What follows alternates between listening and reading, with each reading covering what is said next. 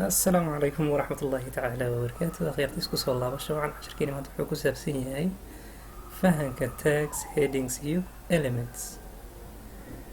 Anagoo sii gudagelayn waxaan ku bilaabi doonaa hadda la idmo tags.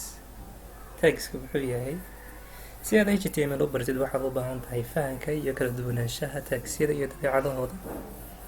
Tagskuna wuxuu u dhexeeyaa labada calaamadood ee kala calaamada ka yar iyo ka jir. haddii labada la isku darana Inglishaan waxaa loo yaqaanaa braces. sidoo kale waxay leedahay furitaan iyo xiritaan sida halkaa ku xusan furidda tag iyo xiridda tag. furidda tag waa sidan, xiridda tagna waa sidan. waxay ku kala duwan yihiin waa calaamada. haddaba taagisyadu waxay leeyihiin sharciyo u degan sida haddii furitaanka ama xiritaanka uu yahay magac, okay? magaciisa hadduu yahay tusaalaan magac, xiritaanka tag ama closing tag waa inuu la magac ahaadaa sida midkii furitaanka, waana inaad raacisaa calaamada loo yaqaano dash. tusaale ahaan furitaankaaga tag hadduu sidaa yahay, xiritaankaaga tag waa inuu sidaa noqdaa. tagskana qaybtaasi baan ugu baxaynaa. headings aan sii gudagalno. waa maxay heading? headingku waa cinwaan, af Soomaali ahaan ereyga waa cinwaan.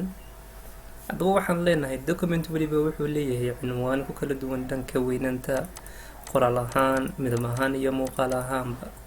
haddaba HTML gudihiisa waxaa kugu diyaara 6 madax ama cinwaan ee kala leh 6 level ama 6 dabaqyo.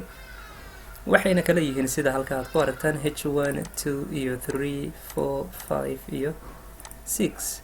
haddaba tusaale ahaan H1 haddaad ku furtid H1 markaa xiritaanka sidaan hore usoo sheegnay taagisyadu waxaad ku furtid baad ku xiraysaa, laakiin calaamadaas oo keliyaad ka hormarsiinaysaa si aad u muujisid wixii inay xirmeen. haddaba sidaa awgeed waa maxay elements? elementsku ama elementsyadu waa waxa u dhexeeya furidda tag iyo xiridda tag. labadaasi tag dhexdooda waxa ku jira ayaa loo yaqaanaa elements. hadday ahaan lahayd wax qoran, sawir iyo wixii la mid ah sida qaab qoraal bedelka, waxaa jira waxyaabo loo yaqaano qaab qoraal bedel, okay? kuwaasan waan arki doonaa elementska ku guda jirno.